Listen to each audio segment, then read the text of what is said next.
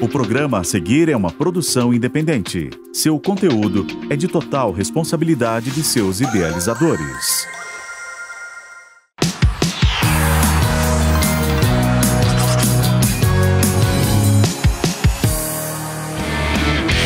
PixBet, vale a pena se jogar, pode apostar.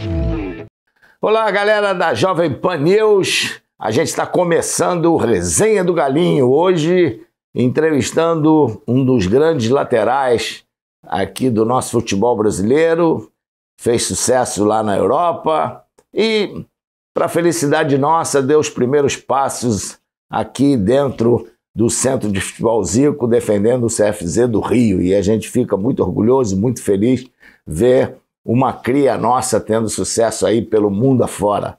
Gilberto, obrigado, boas férias, que tudo esteja correndo bem para você, dando uma volta aqui pelo Rio de Janeiro, matando a saudade. Tudo bem?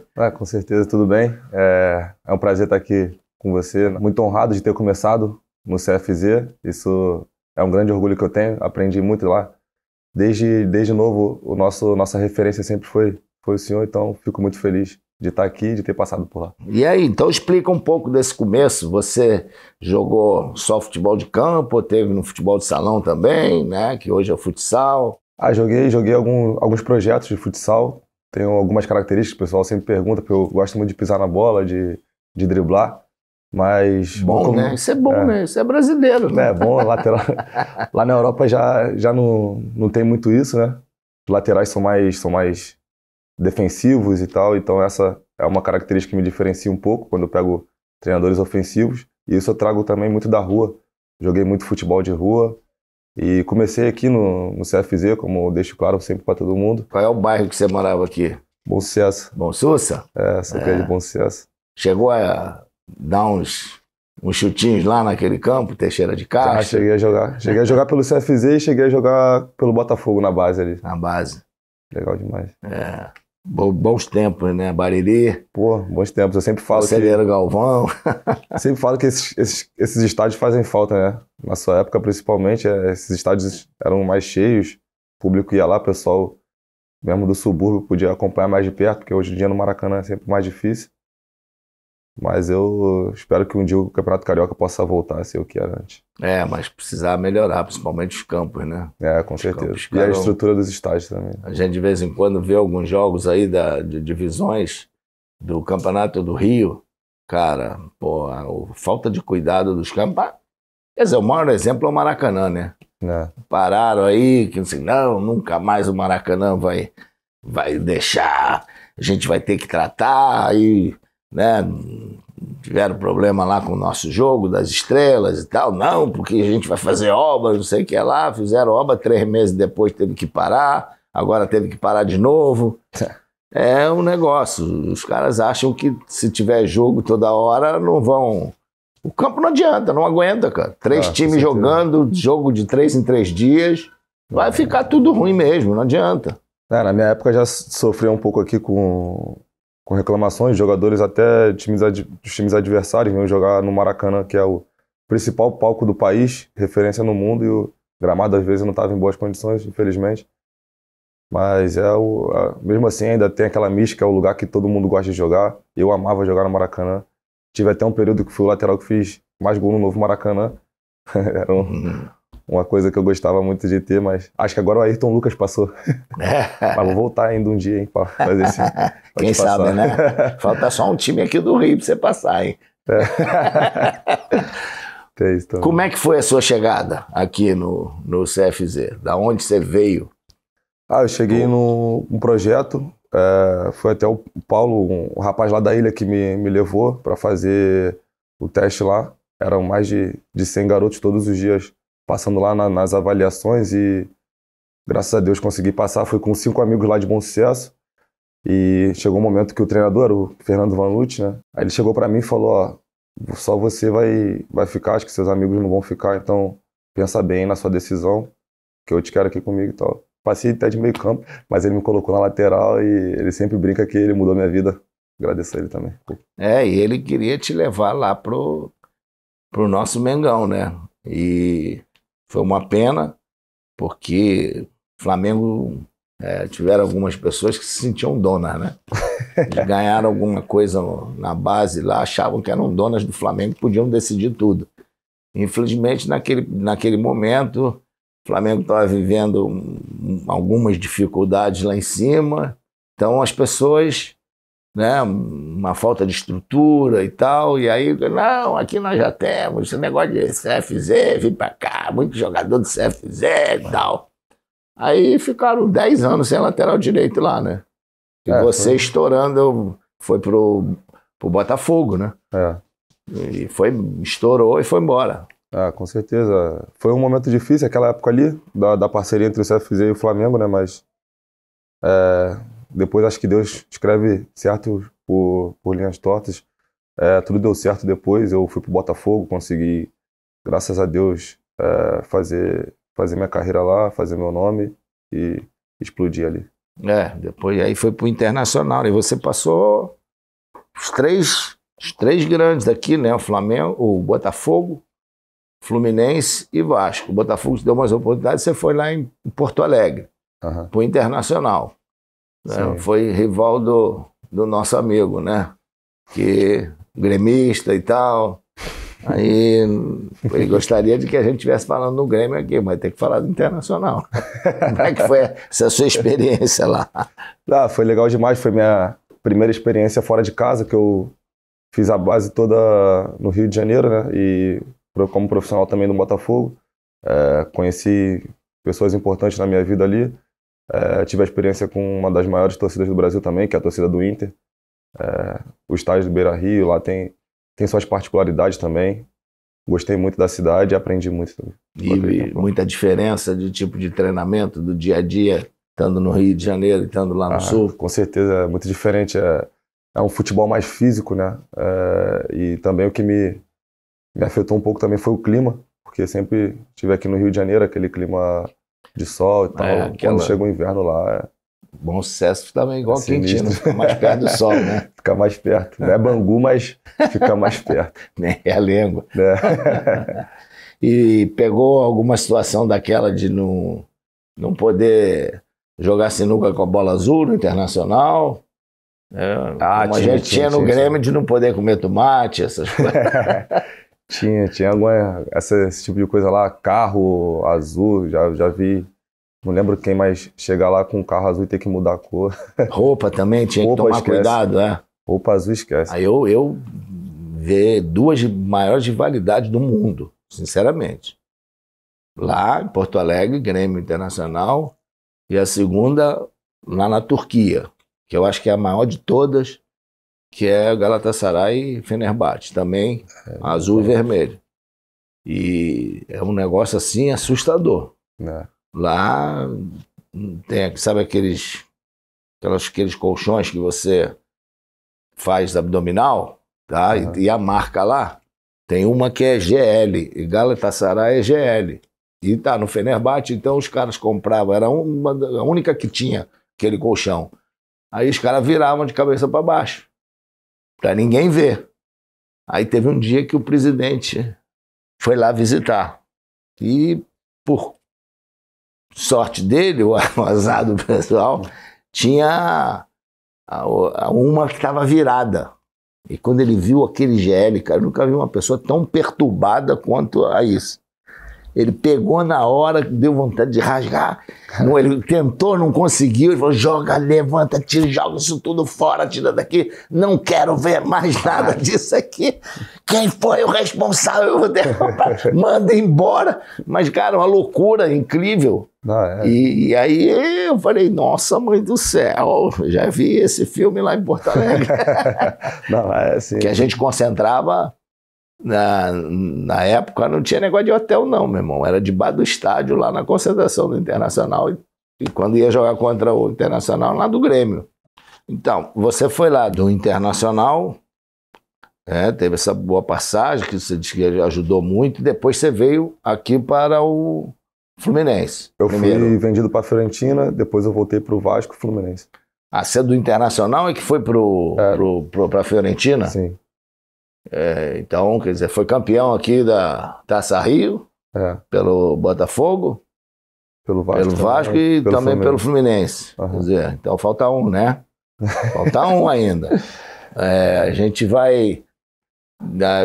do Inter você vai vendido, aí vai para a Fiorentina, joga aquele tempo lá e tal, aí vem pro Fluminense.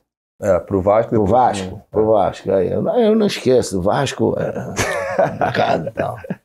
Não sou rival, não. Sou adversário só. E aí, dos três aqui do Rio, Botafogo, Vasco e Fluminense, como é que foi a tua identificação? O que você acha? Botafogo tem um lugar no meu coração, porque foi o clube que me revelou, né? Me deu toda a estrutura para que eu estivesse aqui hoje. Então, sou muito grato. Mas acho que, como profissional, no Fluminense eu tive mais identificação com a torcida, depois com o clube.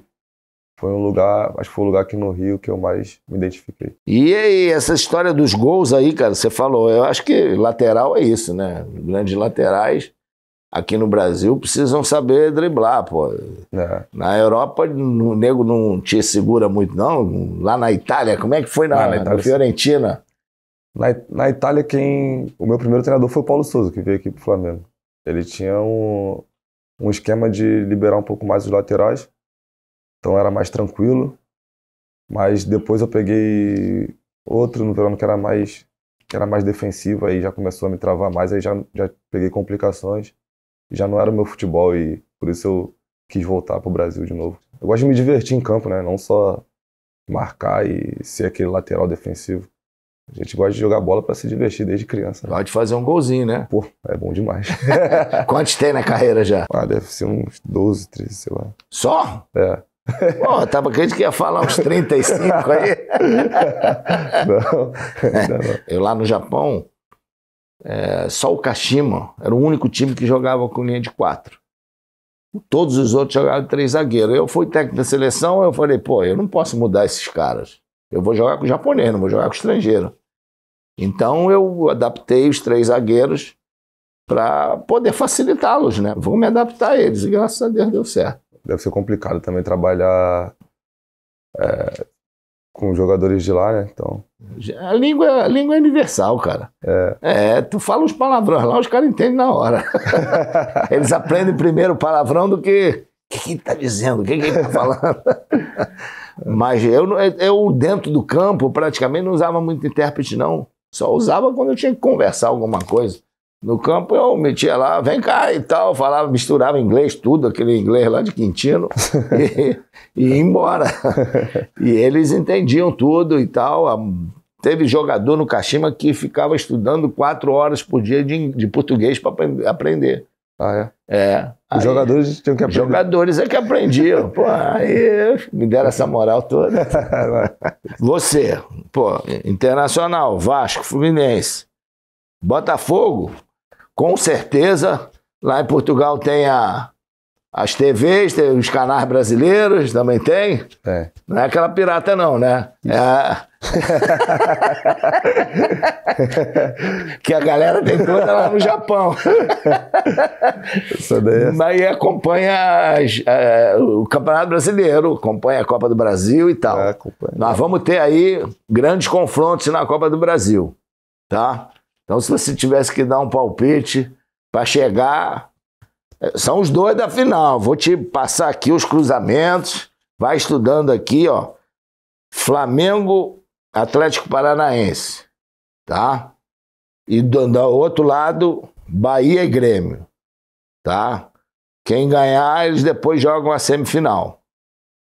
Depois vem São Paulo e Palmeiras e Corinthians e América Mineiro. Os que ganharem cruzam lá. Se o Corinthians ganhar, na final já teremos um paulista, tá? Então você vai pensando aí, guardou bem? Guardou? Legal? Guardei. Pouquinho, tem boa memória? Aí, se você tivesse que, né, shopping ir lá e tal, né, um jantarzinho, um vinho, quem que você botava fé que os 2 que iriam pra final? Tá legal, mas não responde agora não. Pensa que a gente vai pro intervalo, faturar um pouquinho, é sempre bom. Já voltamos com o Gilberto, um dos grandes laterais do nosso futebol, hoje defendendo o Benfica e, para felicidade nossa, saiu aqui do CFZ do Rio. Até já!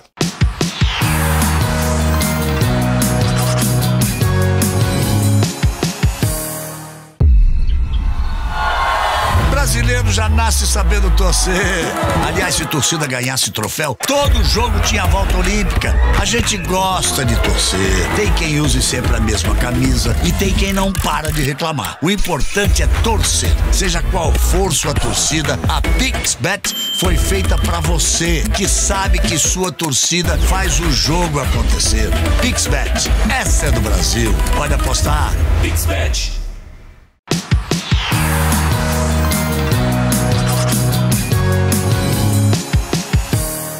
Aí, galera, a resenha do Galinho tá de volta aqui na Jovem Pan News com um dos grandes laterais da história do nosso futebol. Jogou bem aqui no Brasil, em grandes times. Então eu fiz uma pergunta para ele, né, a respeito do que ele acompanhando o futebol brasileiro, da Copa do Brasil, que nós vamos ter bons cruzamentos.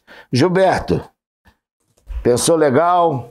Tem aí os cruzamentos, vou lembrar para você, Flamengo, Atlético Paranaense, se ganhar, quem ganhar joga contra Bahia e Grêmio, e do outro lado, Palmeiras e São Paulo, e jogam América Mineiro e Corinthians, tá? E aí, quem são os dois que você acha que pode ir para a final? Acho que, pelo que eu acompanho, esses últimos anos, né, futebol brasileiro tem, acho que as duas potências que estão chegando aí sempre são Flamengo e Palmeiras, né? Acho que eles são os mais favoritos, mas tem clubes que também estão crescendo, que tem é o clubes caso copeiros aí, hein? que é o caso do Bahia, está crescendo agora, muito investimento. O Grêmio já é copeiro, o Renato Gaúcho já carrega muito essa fama. O Atlético Paranaense, todos têm suas características, mas se tivesse que agora, nesse momento, escolher dois favoritos, acho que seriam Palmeiras e Flamengo. Palmeiras e Flamengo, né? Sim. Então, cotados também para o Campeonato Brasileiro, né? Teu Botafogo agora deu uma esticada boa, hein? Deu uma esticada, Será que ele chega até o final? Cara, eu acredito que tem chance também. A gente sabe que o campeonato é longo. Os clubes que têm mais elenco são sempre mais favoritos, porque vai haver lesões, suspensão e tudo, mas... Janela se abre. A janela se abre. Pode, nego, se destacando aqui, nego carrega logo, né? Vai ter reforço, vai ter perdas também. Mas acho que se você tiver uma boa mentalidade e um bom trabalho no dia a dia, você consegue alcançar esse objetivo. Lá na Europa, em algum campeonato, você disputou Champions League, disputou Europa League também? Joguei. Né? E o campeonato todo de Portugal, o campeonato todo da Itália. Você jogou algum campo sintético? Na Europa, não. Aqui no Brasil, nós temos 3, né, no Campeonato Brasileiro. Atlético Paranaense, o Palmeiras e agora o Botafogo. Coincidentemente, depois que foi o sintético, foi quando o Atlético Paranaense... Agora o Botafogo colocou Palmeiras. Veja bem, não estou fazendo campanha contra isso, nem acho que ganham só por causa disso. Você já jogou em campo sintético? Joguei. Qual é a diferença? Tem diferença ou não tem para você jogar lá ou não jogar? É a mesma coisa? A bola, a velocidade, se muda o jogo ou não muda o jogo? Cara, eu acho que é diferente. Acho que querendo ou não, um clube que tem o mando tem um pouco de vantagem, porque a bola corre bastante também, quando o campo está molhado. E eu lembro que o Everton, quando eu joguei no Atlético Paranaense, o Everton ainda era goleiro lá, e ele tem uma batida muito boa na bola, parecia que ele sabia onde a bola ia chegar. Às vezes eu achava que a bola tava devagar, mas quando ela caía no gramado, ela pegava mais pressão. Os jogadores do Atlético, na época tinha o Rony, que era rápido, já sabia e já ia, já pensava antes de você. Everton que tá no Palmeiras, goleiro, sim, né? Também com o Rony também que tá no Palmeiras. Que tá no Palmeiras. já eram habituados a jogar no campo sintético, agora estão jogando lá. Mas acho que tem um pouco de diferença, sim, do gramado, com certeza. É porque surgiu aí uma situação no Maracanã e o Sampaoli agora já começou a reclamar do campo do Maracanã. E, pô, Flamengo tem mídia, já jogou no ar aí a possibilidade de botar o Maracanã em grama sintética. Não, acho que não pode fazer isso. É. Acho que é um gramado que não pode mexer. O Maracanã acho que é sagrado. Acho que você, melhor do que todo mundo, pode falar isso. Qual é a sua opinião? Acho que... Eu não suporto grama sintética. Eu acho que grama sintética é aquilo para você fazer economia de problema de chuva, ter mais aula no dia e também o desgaste para quem tem um campo para jogar, é usado todo momento, fazer as peladas, fazer as escolas de futebol, eu acho que é até válido. Agora, competição oficial, poxa, você gasta mais um pouquinho e valoriza a competição. Eu acho que ali a relva, como diz lá os portugueses, nossos queridos, mas aí os caras começam a bater, dizendo que não sei o que, não tem diferença nenhuma. O pessoal nunca foi para lá para dentro, né, para sentir. Bom, aí vamos falar um pouquinho lá da Europa, que você...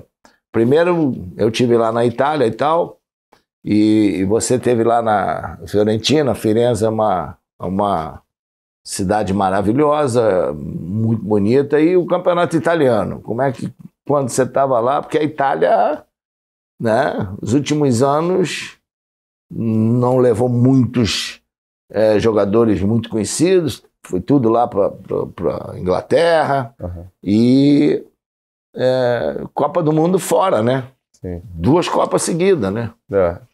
Acho que caiu um pouco, né, por conta dessa questão da Itália não ter chegado nas Copas, mas é um futebol clássico, né? É um futebol que por muitos anos foi um dos melhores do mundo.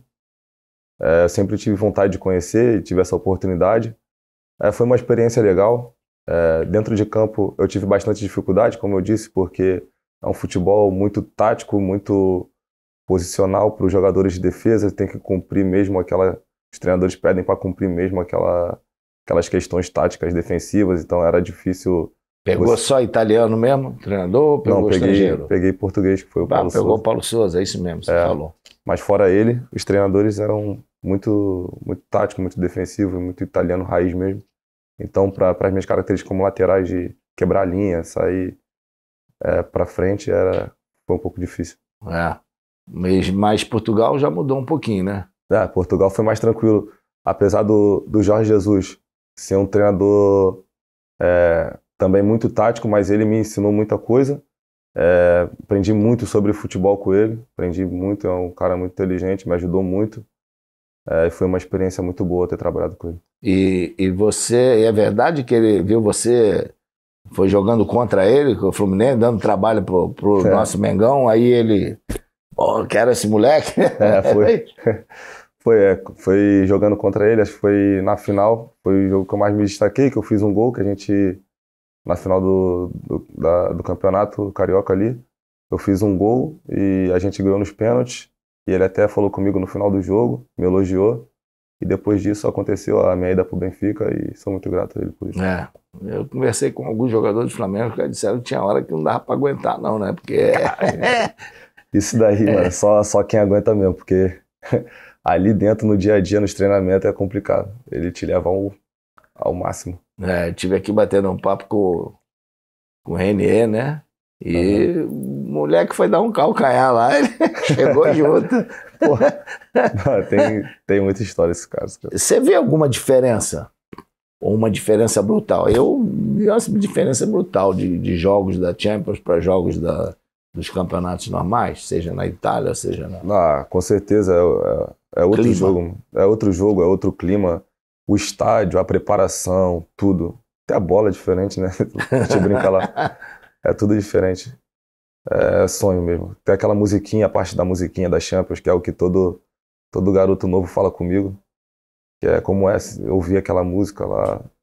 É emocionante de verdade. Um dos grandes momentos do Platini na UEFA foi justamente dar toda essa essa visibilidade, né? Tudo isso, criar uma competição onde, pô, o mundo para assistir, né? Eu tive a oportunidade de jogar contra Messi, Neymar e Mbappé, tudo no mesmo time, entre outros, é sonho mesmo. Como é sonho, mas é difícil. Como é que é não saber pra onde o cara vai? É difícil, mano. Marcar, como eu te falei, você tá falando da caneta lá no Grêmio, né? É difícil marcar craque, mano. É difícil. Porque a gente não sabe pra onde ele vai, então você não pode dar o bote antes, tem que esperar ele, mas se tu espera ele e ele decide, ele é muito rápido, então é complicado. O problema é que os caras, né, pensam antes, né? Agora você passou por um processo que a gente aqui falou no programa anterior com o Renier também. Questão de você estar indo para um grande time e de repente aparece uma oportunidade, você não tem oportunidade, você quer jogar, jovem, né, que quer participar, e você não está participando, aí o clube te empresta e tal, você vai para jogar lá, você teve alguns empréstimos. Como é que é essa situação, a cabeça nesse momento? Porque por mais que você jogue no lugar que você está emprestado, dependendo do que é o lugar, não tem muita visibilidade, então é um ano que só de aprendizado, né? Isso te ajudou nos lugares que você foi, de ver a dificuldade, a diferença, valorizar mais onde que você está? Acho que é complicado, é sempre uma decisão difícil, né? Porque se você não está jogando, você está triste. E às vezes, geralmente, quando você vai de empréstimo, não vai para um clube que tem tanta visibilidade quanto ao clube que você está no momento, né? Mas eu prefiro sempre jogar. Eu fico mais triste quando eu não estou jogando. E o seguinte, você, né, foi muito falado na época da Copa do Mundo, né? Porque os problemas que estavam, primeiro, Daniel Alves, com aquela questão da idade. Eu lembro que eu tive com o Jorginho conversando, e o Jorginho falou, o lateral da seleção vai ser o Militão. E acertou, né? Conhece bem da posição, conhece o pensamento. Então, é difícil você estando bem num local, tentando uma oportunidade e ver um jogador improvisado, né? Infelizmente não apareceu a oportunidade, né? É um sonho de todo mundo. Mas era um processo que eles tinham que decidir logo a Copa do Mundo e optaram por jogadores que já eram do ciclo. Infelizmente não deu certo para a nossa seleção, né? Mas eu continuo trabalhando tranquilo. Acho que o que eu fizer dentro de campo hoje vai me dar frutos lá na frente. Você de fora, como é que você vê toda essa situação daí dessa dificuldade para se definir a questão do treinador da seleção? Isso até para os jogadores é complicado, né? Fica um cenário de incerteza, né? Se é melhor esperar. Parece que o Ancelotti, né, tem a oportunidade de ser o treinador. Ou já decidir logo. Então, uma decisão difícil. A minha opinião era o seguinte, eu acho que a seleção brasileira não podia ficar um minuto sequer sem treinador. O Tite anunciou alto e bom som que ia parar. Então eu acho que já tinha que ter um ali. Com certeza, acho que o futebol brasileiro é o futebol mais bem visto no mundo, então é o futebol que tem que ser de exemplo para todos, então tem que se definir. Então tem, assim, porque a gente vê sondagens aqui, né, do seu nome, fala, porque o Brasil está com muita dificuldade de lateral, né, então os times estão à procura aí, e você acha que tá mais para ficar ou tá mais para... Ainda não sei, a gente vem conversando bastante, eu, os meus empresários. Sou muito grato ao Benfica, ao treinador também, Roy Schmidt. E o que for melhor para mim e para o clube vai acontecer e ainda não sabemos. Ainda não sabe? Quando tiver dificuldade, tem umas peladas aqui na quarta-feira. Vem jogar com a gente. Cara, muito legal, que bom te rever. Antes de tudo, mais uma vez, obrigado pela força que você sempre dá aí, a importância do teu início na carreira, né? E sempre, todas as vezes, comentar a respeito do CFZ, a respeito disso. Eu acho que essa uma das palavras mais bonitas no nosso português é gratidão. Então isso é sempre bom. Prazer te receber aqui no Valeu, obrigado. Resenha do Galinho, aqui na Jovem Pan News. Valeu, obrigado. Com o Gilberto. Eu que me sinto honrado de estar aqui, de ter representado essa camisa, inclusive trouxe a minha primeira. Quantos anos? Já faz um tempinho. Já daí foi uma dificuldade para pegar. Pô, nem propaganda tinha, você vê? O Clube Humilde é assim. Tinha o Cristo aqui, ó, bonitão. Tinha o Cristo, para abençoar, né? Que bom que abençoa a tua carreira, camarada. Valeu. Bom te ver aqui, sucesso. Então é isso aí. Fique sempre aqui com a gente na Jovem Pan News com Resenha do Galinho toda quinta, 23h30. Um grande abraço e até a próxima.